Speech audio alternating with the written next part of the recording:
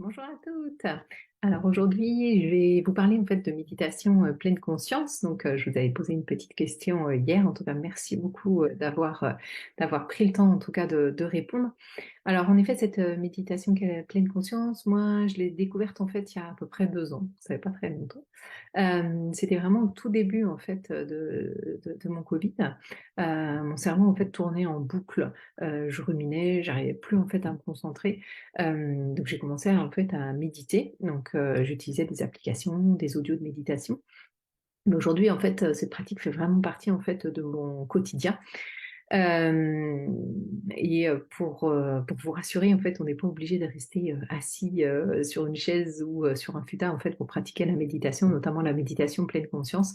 Elle peut se pratiquer, en se lavant les dents, en marchant, en cuisinant. En fait, le principe, c'est vraiment d'être présent, en fait, dans l'instant, à ce que vous faites. D'accord? Pour vous faire, en fait, un petit rapide, historique, la méditation pleine conscience, en fait, également connue, sous le nom de mindfulness. Donc c'est une pratique ancienne, hein, qui remonte à des milliers d'années. Elle trouve ses origines en fait dans toutes les traditions bouddhistes et hindouistes. En fait, c'est au départ John Kabat-Zinn, donc qui était professeur de médecine à l'université en fait du Massachusetts, qui a vraiment popularisé en fait cette pratique de la méditation pleine conscience dans les années 70.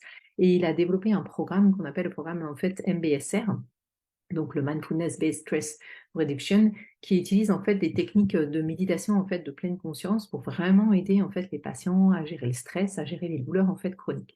Donc pour ceux qui connaissent pas, en fait c'est un programme qui se déroule en fait sur 8 séances. Donc il y a une séance en fait par semaine à peu près d'une heure et demie, et après il y aura des méditations à faire tous les jours, du yoga postural, enfin plein de petites séances de moments en fait pleine présence. Donc voilà, moi actuellement je suis rendue à la troisième séance, donc je suis dans mon cours de programme. Depuis lors, en tout cas, cette méditation, elle s'est vraiment popularisée. Elle a été intégrée en fait dans de nombreuses pratiques thérapeutiques, dans toutes les thérapies cognitivo-comportementales, donc les TCC, et les thérapies d'acceptation et d'engagement. Alors, c'est thérapie, ce qu'on appelle de troisième vague au niveau de la prise en charge en fait psychologique, c'est thérapie ACT, ACT. Et aujourd'hui, en fait, vraiment de nombreuses recherches scientifiques confirment vraiment les bienfaits de la méditation pleine conscience pour la santé en fait mentale et physique. Donc, si vous regardez un petit peu en fait au niveau des publications, il y a eu juste une explosion en fait du nombre de publications sur mindfulness et santé.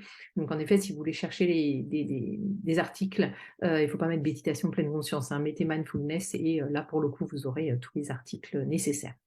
Donc cette méditation, en tout cas pleine conscience, consiste vraiment à se concentrer sur le moment présent, à observer ses pensées, ses sensations, vraiment sans jugement, et à pratiquer vraiment la respiration consciente. Alors c'est vrai que la respiration, elle a son rôle aussi, hein, puisque ça permet d'activer aussi tout le système parasympathique. Et donc pour ralentir, c'est vraiment un freinateur en fait au niveau de l'organisme. Donc ça, c'est très important en tout cas à mettre en place. Au niveau des bienfaits, tout d'abord, c'est vraiment de réduire en fait le stress, l'anxiété, en diminuant l'activité, comme on a dit, du système nerveux sympathique, donc qui est lui l'accélérateur, qui est responsable en fait de toutes les réponses en fait de lutte, de fuite. Puis elle permet aussi également de diminuer en fait les niveaux de cortisol, qui est donc l'hormone du stress.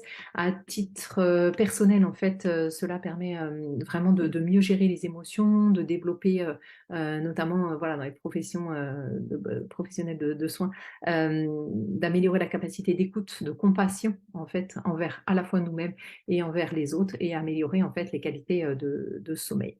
Au niveau de la santé en fait physique, elle permet d'aider à diminuer la tension artérielle, à renforcer le système immunitaire, à améliorer la digestion, à réduire en fait les douleurs chroniques et à améliorer en fait vraiment la qualité de vie des personnes atteintes de maladies chroniques. Donc voilà, ça ne peut être que bénéfique. Développant en fait cette meilleure conscience en fait de notre corps, de notre esprit, à renforcer la confiance en fait en nous-mêmes.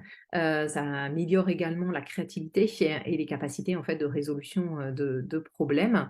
Donc en conclusion, voilà, ça a quand même de sérieux avantages, on va dire. Donc à la fois, donc on a dit réduction du stress, de l'anxiété, de la gestion des émotions, de la qualité de sommeil, et vraiment de renforcer cette santé à la fois physique en fait et mentale. Donc on améliore, bien évidemment, notre bien-être et puis, la qualité de vie. Alors maintenant je vais vous parler des contre-indications en fait, entre guillemets, hein, parce que, il y a pas de réelles contre-indications, mais il y a quand même, voilà des certaines fois il faut être, vigilant, hein. La méditation pleine conscience, ne s'applique pas en fait, pour tout le monde. En effet, on sait que dans certains troubles psychiatriques graves donc, comme les psychoses ou les schizophrénies, les troubles bipolaires, ça peut vraiment aggraver en fait les symptômes. Donc c'est à éviter ou alors, sous la supervision en fait d'un professionnel de santé qui est qualifié et qui connaît en tout cas, les possibilités. Dans le cas de troubles d'alimentation, ça peut augmenter en fait là pour le coup la conscience de soi et aggraver parfois, les symptômes des troubles d'alimentation, notamment dans tout ce qui est anorexie et boulimie.